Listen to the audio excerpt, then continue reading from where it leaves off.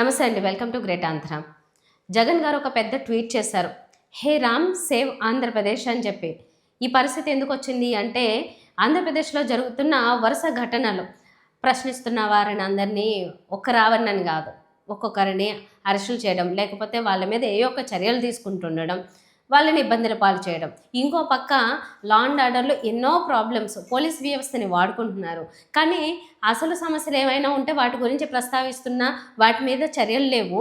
పైగా ఎంతో కష్టపడితే తప్పితే ఒక దుర్మార్గమైన చర్యల మీద కూడా యాక్షన్ తీసుకోవడానికేమో వారి తరపున అనుకున్నా, లేకపోతే వీళ్ళు మనోళ్ళు అనుకున్నా, అక్కడ ఇంకెవరైనా పైన వాళ్ళు ఏమన్నా వాళ్ళ ఏదైనా కాస్త ఈ ట్రిక్ చేసుకుంటూ అక్కడ ఆపుకోగలిగితే ఆ కేసులేమో నమోదు అవ్వకుండా ఆగిపోవడం, అక్కర్లేని వాళ్ళందరి మీదనేమో కేసులు, అక్కర్లేని కేసులన్నీ కూడా బనాయిస్తూ లోపల పెట్టడం, హింసించడం, వీటన్నిటి గురించి ప్రస్తావిస్తూ ఆయన ట్వీట్ చేశారు. మొదట ఏమంటారంటే చంద్రబాబు దుష్టపాలనలో అత్యంత ప్రమాదకర ధోరణిలో పోలీసు యంత్రాంగం ఉందని. ఇంకా పోలీసు వారు ఏం చేస్తారో రావని కూడా చెప్తున్నారు చూడండి. అంతమంది పోలీసుల అంటే ఒక వ్యక్తిని ఊరికే ఇక్కడ కాదు ఇంకో చోట, ఇక్కడ కాదు ఇంకో చోట అనుకుంటూ బెయిల్ మీద ఇట్లా రాగానే మళ్ళీ అరెస్టు, మళ్ళీ రాగానే మళ్ళీ అరెస్టు చేసుకుంటూ అంతమంది పోలీసుల్ని ఆడెందుకు ఊరికేనే అంటే ఈ వ్యక్తి ఏమన్నా నిజంగానే ఒక నక్సలైటా, లేకపోతే ఏమన్నా ఉగ్రవాద, ఎక్కడన్నా వదిలేయంగానే ఎక్కడన్నా ఎవరినైనా గన్న తీసుకుని కాల్చేస్తాడా, ఏమైనా సైకోనా, ఈ చర్యలు ఏంటి అని చెప్పి ప్రశ్నిస్తున్నారన్నమాట. ఇమీడియట్గా అక్కడ కాదు కదా మీరు చర్యలు తీసుకోవాల్సింది. ఇంకా బోల్డెన్ ఇష్యూస్ ఉన్నాయి. ఆంధ్రప్రదేశ్లో మహిళల మీద దాడులు జరుగుతున్నాయి, బోల్డెన్ లైంగిక దాడులు జరిగాయి ఈ 2 ఏళ్లలో. మళ్ళీ వాళ్ళ మీద ఏమన్నా ఇమ్మీడియట్గా ఇదిగో పట్టుకుంటున్నాము, నెక్స్ట్ డే కల్లా పట్టుకుంటున్నాము, వీళ్ళ మీద ఈ చర్యలు ఉంటాయి, ఇలాంటి సెక్షన్లు పెట్టాము, వీళ్ళు లోపల పడేస్తాము అని ఒక్కటైనా చూపించారా మీరు? ఇమ్మీడియట్గా లేదు. ఇలాంటి అట్ల మీద చూపిస్తున్నారు. అందుకే అది అడిగే ప్రశ్న. సో రాజకీయ అణచివేత చర్యల కోసం ప్రశ్నించే వారి గొంతుకు నొక్కడానికి ఆంధ్రప్రదేశ్లో మీరు పోలీస్ వ్యవస్థని వాడుకుంటున్నారు అని చెప్పారు. మీరు లాస్ట్ ఇయర్ అంతా కూడా అంటే లాస్ట్ టైం జగన్ గారి ప్రభుత్వం ఉన్నప్పుడంతా కూడా ఏమేమని ప్రచారం చేశారు? అసలు వీళ్ళు పోలీసు వ్యవస్థనంతా కూడా వాళ్ళ రాజకీయ పార్టీలకి వాడుకుంటున్నారు, పోలీసులుగా లేరు, అందరూ వైసీపీ వారుగానే ఉన్నారని చెప్పి విపరీతంగా పోలీసుల మీద నిందలు వేసిన మీరు అప్పుడు ఇన్ని ఘటనలు జరిగాయా అంటే కూడా నిజంగా చెప్పుకోవడానికి ఇన్ని లేనే కూడా లేవు న్యూస్లో. మరి అలాంటిది ఇప్పుడు అంటే మీకు మీడియా ఉన్నప్పటికీ కూడా మీరు చూపించడానికి ఇన్ని ఘటనలే లేవే, కానీ ఇప్పుడు మాత్రం మీరు బీహార్లో తయారు చేశారు ఆంధ్రప్రదేశ్ని అని అందరూ చెప్తున్నారు. ఎనలిస్టులు ఎంతోమంది బీహార్లో అయిపోయింది, రోజు ఇలాంటి ఘటనల గురించే మాట్లాడుకోవాల్సి వస్తుంది ప్రతిరోజున. ఒక్కసారి అంటే ఓకే, కానీ 1-2 చెదురుమదురు ఘటనలు జరిగాయి, పోనీలే కక్ష తీసుకుంటుందేమో ప్రభుత్వము వచ్చింది కాబట్టి అనుకుంటే ఓకే. రోజు జరుగుతుంటే ఏం మాట్లాడతారు? ఇంకా బీహార్లో ఉందనే మాట్లాడతారు. ఆంధ్రప్రదేశ్కి ఎక్కడో అమరావతి కట్టేసి ఏదో మంచి పేరు తీసుకొస్తారు మీరు అనుకుంటే, దేశవ్యాప్తంగా ఇక్కడ జరుగుతున్న ఘటనల్ని చాలా నీచంగా మాట్లాడుకునే పరిస్థితి. ఆంధ్రప్రదేశ్ అంటే ఒక బీహార్ అనేలాగా రావాలా? అంటే బీహార్ అంటే నేను బీహార్ని విమర్శించట్లేదు, బీహార్తో పోలుస్తున్న వాళ్ళ గురించి చెప్తున్నాను. బీహార్తో పోలుస్తున్నారంటే మీరు ఏ రకంగా ఫీల్ అవ్వాలో ఒకసారి ఆలోచించండి. ఇన్ని టర్మ్స్ చంద్రబాబు నాయుడు గారు సీఎం అయ్యారు, మీ రాష్ట్రంలో ఇలాంటివి జరుగుతుంటే మీరు ఎలా ఎంకరేజ్ చేస్తూ ఎలా వెళ్తారు? సరే, ఎన్నో విషయాలు ఉన్నాయి. వాటన్నిటి గురించి మాట్లాడుతూ చిన్నారులు మిస్సింగ్ అయిన వాటి గురించి మీరు ఇమీడియట్గా ఫిర్యాదులు నమోదు కాలేదు, దేని కదలిక లేదు.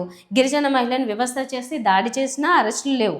కానీ సోషల్ మీడియాలో ప్రభుత్వాన్ని ప్రశ్నిస్తే మాత్రం ఇమీడియట్గా ఇలా యాక్షన్స్ ఉంటాయి. చూడండి అంతమంది అంటే ఒక రాజకీయ నాయకుడు అరెస్ట్ అయినప్పుడు కూడా ఈ రేంజ్లో ఒక పగడ్బందీగా అంటే అసలు ఒక క్రమం అర్థమైపోతుంది కదా. ప్రతి చోట అక్కడ రావణ్ణి ఎక్కడెక్కడ తీసుకెళ్తున్నారో కరెక్ట్గా ఏ ఎంపీ లాంటి జనసేన ఎక్కడి నుంచి అయితే నగ్గిందో ఆ ప్రాంతాలకే తీసుకుపోతూ అక్కడక్కడే కేసులు నమోదు చేస్తూ అక్కడ పెట్టి అక్కడ నుంచి ఈ ప్రయత్నాలు అనేవి జరుగుతున్నాయి. కాస్త కోస్త ఇంకా ప్రజాస్వామ్యము వ్యవస్థలు కాస్త కొన్ని ఉన్నాయి పనిచేసేవి, స్వతంత్రంగా పనిచేసి అని నమ్మకం కలగడానికి ఆ బెయిల్లే కాస్త నిదర్శనం అనుకోవాలి.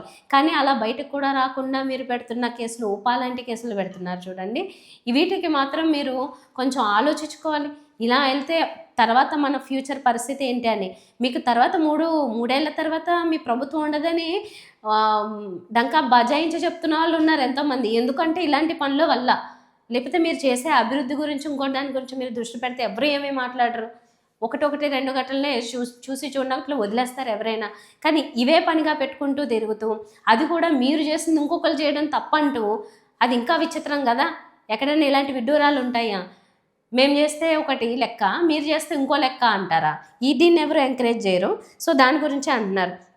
చిత్రహింసలు నాన్ బెయిలబుల్ సెక్షన్లో పెడతారా ఎవరైనా ప్రశ్నిస్తే అని చెప్పి జగన్మోహన్ రెడ్డి గారు ట్వీట్ చేశారు. ఇంకా కాకినాడ జిల్లా తుని నియోజకవర్గానికి చెందిన చిన్నారి జ్ఞానేశ్వరి, ఎన్ని రోజుల నుంచి చూస్తున్నామండి ఆ న్యూస్. మధ్యలో ఏదో దొరికేసింది అంటారు, ఉన్నట్టుండి దొరికేసింది అంటారు, ఎక్కడో కిడ్నాప్ అయింది వచ్చేస్తుంది అంటారు, లేకపోతే ఫస్ట్ కుక్క దొరికింది అన్నారు, దాని ద్వారా ఇది దొరికేస్తుంది అన్నారు, అలా అన్నారు నెట్టుకుంటూ వచ్చేసారు. అంతకుముందు ఒక పాపని, 3 పిల్లలు, వాళ్ళు కూడా మైనర్లే, రేప్ చేసి ఆ పిల్లని ఆ కాలువలో వాడేస్తే వెతికిస్తున్నాం అంటూ వెతికించి చివరికి డెడ్ బాడీని కూడా ఇవ్వలేదు పేరెంట్స్కి. ఎంత బాధగా ఉంటుందో చెప్పండి కన్న తల్లిదండ్రులకి అలాగా పిల్లల్ని కోల్పోయినప్పుడు అలాంటి పరిస్థితుల్లో. పోనీ అంతా పగడ్బందీగా ఏమన్నా గవర్నమెంట్ నుంచి అప్పుడు అంతగానే సో వచ్చి ఏదైనా చేశారు గొప్పగా ఏమన్నా వాళ్ళకి ఏమన్నా కనీసము అంటే వాళ్ళని శిక్షించేది, లేకపోతే ఇక్కడ డెడ్ బాడీని అప్పగించేది, ఇలాంటి ఘటనలో కూడా మీరు ఫెయిల్ అయిపోతున్నారే. అప్పుడు ఆ బాడీని అప్పగించలేదు, ఇప్పుడేమో ఆ చిన్నారి జ్ఞానేశ్వరిని అక్కడ మిస్సింగ్ కేసు అది ఇంకా అలా కంటిన్యూ అవుతూనే ఉంది, వెతుకుతూనే ఉన్నారు అంటున్నారు. అది జరగనే లేదు, వాళ్ళకి ఇంకా పాపను అప్పచెప్పలేదు. ఇంకో పక్క సాయికృష్ణ ఘటన జరిగింది, అక్కడ వాళ్ళ తల్లి డెడ్ బాడీని ఇవ్వండో లేకపోతే కనీసం బూడిద ఇప్పించండి అంటే అది ఇప్పించలేదు. మళ్ళీ డైవర్షన్ పాలిటిక్స్తో మీరు ఇప్పుడు చేస్తున్నది ఏంటంటే ఇవి అరెస్టులు, వాటి మీద మొత్తం దృష్టి అంతా ఇట్ల మీదే. మొన్నటి వరకు మరి ఈ కేసులో సాయికృష్ణకి సంబంధించి ఇలాంటి వాళ్ళు రౌడీలు గూండాలు తప్పు చేసిన వాళ్ళు, బాలికల మీద దాడులు చేసిన వాళ్ళు, ఇలాంటి వాళ్ళని మేము కులం పేరుతో నాకంట కడతారేంటి అలాంటి క్రిమినల్స్ని అని చెప్పేసి పవన్ కళ్యాణ్ గారు ప్రశ్నించారు కదా. మరి ఎవరైనా కానీ చట్టపరంగా ఏమన్నా ఉంటాయి, చర్యలు ఉంటాయి, చట్టపరంగా ప్రవర్తించాలి, మీకు కొన్ని రూల్స్ ఉంటాయని మొన్న మీరు చెప్పారు కదా, ప్రతిదానికి ఒక బ్రేక్ పాయింట్ ఉంటుంది అని చెప్పి. మరి చట్టాన్ని చేతుల్లోకి తీసుకుని లాకప్లలో చంపేసి బూడిద చేసేస్తే దాని గురించి మీరు యాక్షన్ తీసుకోమని అడగడం అనేసి ఒక క్రిమినల్కి కులం ఏంటి అదేంటి ఇదేంటి అంటారేంటి? మీరు మాట్లాడిన మాటలేమో న్యాయంగా అనిపిస్తాయి, పక్క వాళ్ళు మాట్లాడితే మాత్రం అన్యాయంగా అనిపిస్తాయి ఏంటి? ఇంకో ఘటనలో కాకినాడ జిల్లా పెద్దాపురంలో మానసిక దివ్యాంగురాలి పైన ఒక బాలిక పైన లైంగిక దాడి ఘటన కేసు నమోదుకు కూడా నానా తాత్సారం చేశారంట. ఎందుకు వచ్చింది ఆ పరిస్థితి? అంతకుముందు కూడా ఒక ఘటన ఇలాంటిది ఏవో జరిగింది పెద్దాపురంలో. అంటే అక్కడ కొన్ని అసాంఘిక కార్యకలాపాలు ఏవో జరుగుతూ ఉంటాయన్న చోట బలవంతంగా కూడా ఆ రొచ్చులోకి లాగే పరిస్థితి అలాంటివి ఉన్నప్పుడు ఒక లేడీ, ఒక అమ్మాయి అనుకోండి చిన్నదే, సో ఆమె ఏమేమి కష్టాలు పడిందో అవన్నీ చెప్తే కూడా దాని మీద కూడా పెద్ద యాక్షన్ ఏం లేదు. అక్కడ రాజకీయంగా ఎవరెవరు ఉన్నారు, ఎలాంటి వాళ్ళు ఉన్నారు, వాళ్ళు ఎలాంటి అంటే ఈమెను బయటికి రానియకుండా ఏమేమి చేస్తున్నారని ఎన్నో చెప్పింది, కానీ అక్కడ కూడా పెద్దగా యాక్షన్ ఏం లేదు. వాళ్ళని తీసుకొచ్చి బయట నిలబెట్టాలి కదా నలుగురిలో. ఒక మేకను కోస్తున్నాడంటేనే రోడ్డు మీద నడిపించుకుంటూ తీసుకెళ్ళిన మీరు ఇలాంటి ఘటనలు ఎవరినైనా ఏమన్నా చేశారా? వాటి గురించి మాత్రం బయటికి ఎప్పుడు తీసుకురాలేదు. మరి అక్కడ కూడా నానా తాత్సారం చేశారంట. నిందితులతో కొమ్మక్కైతే ఇక ఈ రాష్ట్రంలో పాలన ఎక్కడుంది అని చెప్పి అడుగుతున్నారు. ఇలాంటి ఘటనలు జరిగినప్పుడైనా మా ఓడు మీ ఓడు ఏం లేదన్నారు కదా అనిత గారు. తప్పు చేసినాడు ఎవడైనా వాడికి శిక్ష పడాల్సిందే, వాళ్ళ మీద కేసును నమోదు చేయాల్సిందే అన్నారు కదా.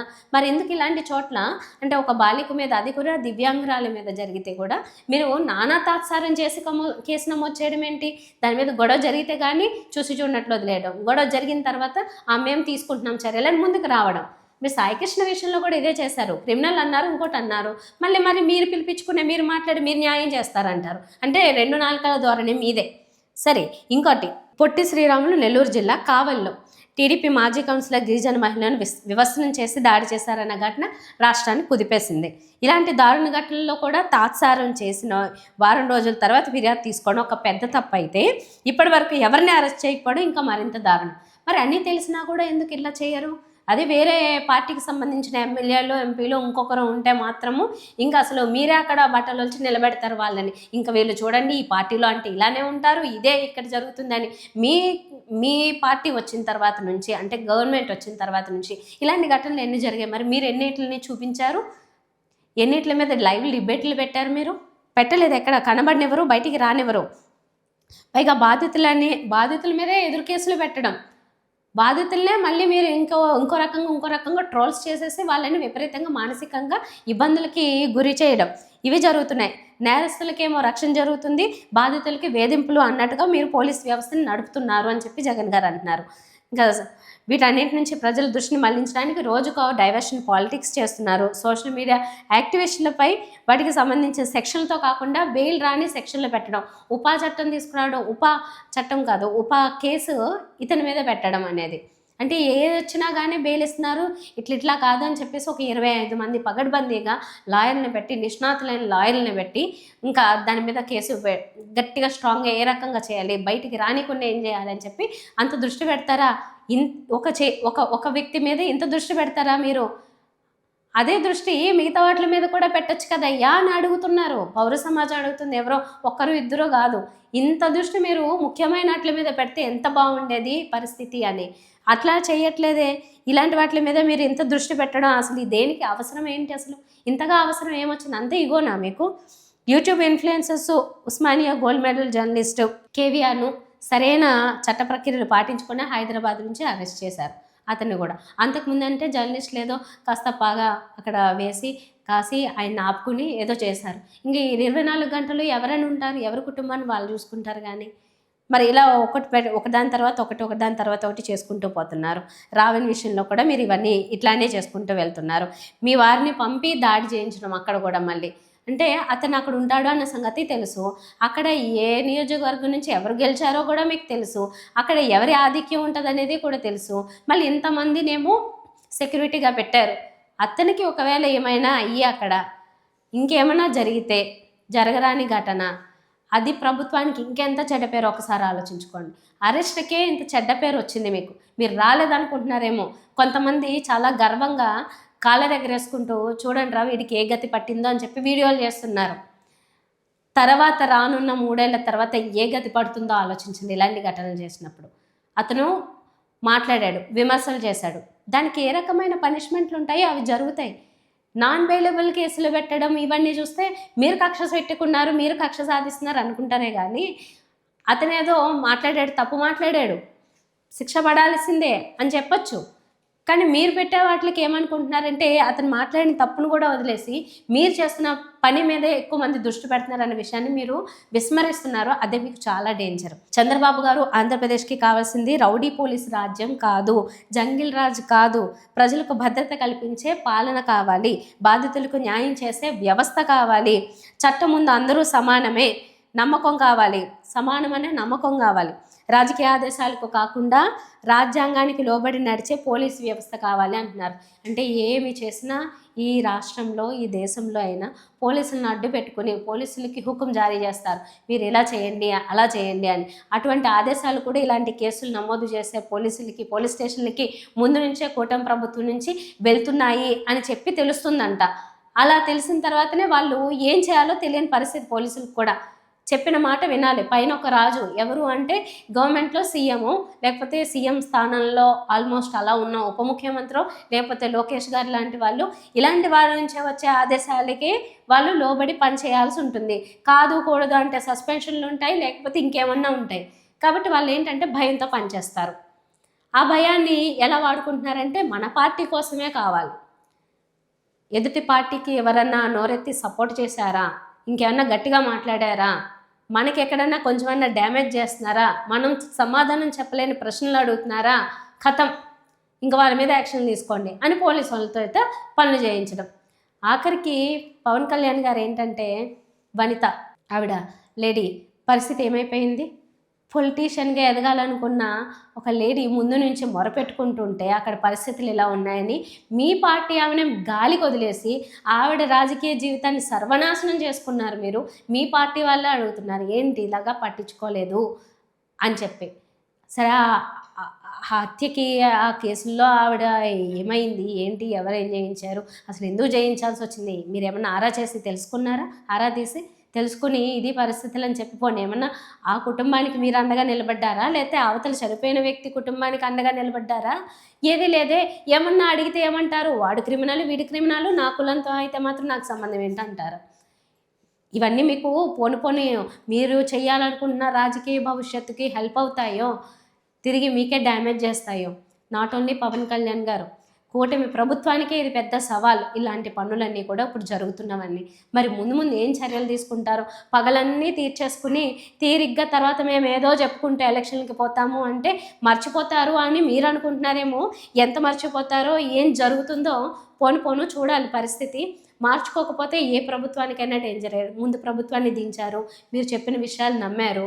మరి ఇప్పుడు వీళ్ళు చెప్తున్న విషయాలు నమ్మేలాగా మీరు పనులు చేస్తున్నారు కదా! మీరు చెయ్యకపోతే నమ్మరనుకోవచ్చు. మీరు అలాంటి పనులే చేస్తున్నారే!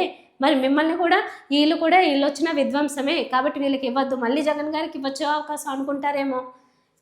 ప్రభుత్వంలోకి అంటే పూర్తి స్థాయిలో జనసేన లాంటి పార్టీ పూర్తి స్థాయిలో రాకోకుండా కూటమితో జతకట్టి సాధించిన స్థానాలతోనే ఇలాంటి పనులు చేయిస్తుంది అని నమ్మే ప్రజలకి పూర్తి స్థాయిలో అధికారం ఇస్తే కనుక ఎలా ఉంటుంది అన్న నమ్మకం ఎలా వస్తుంది చెప్పండి? ఇలాంటివి మానుకోవాల్సింది. అంటే ఎంతో నమ్మకం. అసలు పవన్ కళ్యాణ్ గారి పల్లెత్తి మాట ఎవరన్నా అంటే కూడా వీరికి ఎంత ధైర్యం, ఎందుకు ఇలా విమర్శించడం, ఎంత పొలిటికల్‌గా వాళ్ళకి అడ్డొచ్చినా కూడా ఇంత మాట అంటారా అని చెప్పి అనిపించేది. ఆయన ఎవరన్నా ఏమన్నా అంటే. కానీ తర్వాత ఆయన నేర్పించిన మాటలనే ఆయనకి ప్రజలు చెప్తుంటే మాత్రం ఆయన రియాక్షన్ చూసి ఇప్పుడు అందరికీ అరే ఏంటి ఈయన నేర్పించిందే వాళ్ళు మాట్లాడితే మాత్రం తప్పంటారు. మరి ఆయన మాట్లాడుతున్నప్పుడు అందరూ చప్పట్లు కొట్టారు కదా! పక్కనోళ్ళు మాట్లాడితే మాత్రం చెంపదెబ్బలు కొట్టాలి అని ఆయన చెప్తే ఎట్లాగా అని చెప్పి అనుకుంటున్నారే. వీటన్నిటికి మీరు సమాధానాలు చెప్పరు. ఎందుకంటే మీకు అవన్నీ కౌంటర్లు, సెల్ఫ్ కౌంటర్లు అయిపోతాయి. అలాంటివి మీరు ఎన్నో పనులు చేశారు. అందుకే మిమ్మల్ని సమర్థించలేని పరిస్థితి అయిపోయింది. మీ కార్యకర్తలకి, మీ అభిమానులకు కూడా. మీరు ఇలాంటి చర్యలు చేయకుండా, మీరు ఇలాంటి ధోరణి అవలంబించకుండా మార్చుకుని, మీరు సొసైటీకి ఉపయోగపడే పనులు చెయ్యాలని కోరుకుంటున్నారు చాలా స్ట్రాంగ్‌గా. మీరు అలాంటి వాటి మీద పోరాడాలి. ఇలాంటి వాటి మీద కాదు. ఇలాంటివి చూసి చూడనట్లు వదిలేసినా మీకే నష్టమూ లేదు. ఒకరు వాగుతారు. ఏదో మీరు ఆ రకంగా ఫీల్ అవ్వచ్చు కదా! ఒక ఏనుగు వెళ్తుంటే కుక్కలు మరుగుతాయని. లేదే మీరు అలా పట్టించుకోకుండా వదలట్లేదే. ఎందుకంటే అక్కడ అడిగేవన్నీ నిజాలు. నన్ను ప్రశ్నిస్తున్నవన్నీ నిజాలు. నేను సమాధానం చెప్పలేని నిజాలు. ఆఖరికి నా పార్టీలో నాయకులు, నా పార్టీలో ఉన్నత స్థానాల్లో ఉన్నవాళ్ళు నన్ను ప్రశ్నించినా సరే వాళ్ళని నేను సస్పెండ్ చేసి పాడేస్తా. నన్నైతే అడగకూడదు. ఇదే భావం. ఇదే భావజాలంతో ఎళ్ళండి. ఏమవుతుందో మీకే అర్థమవుతుంది.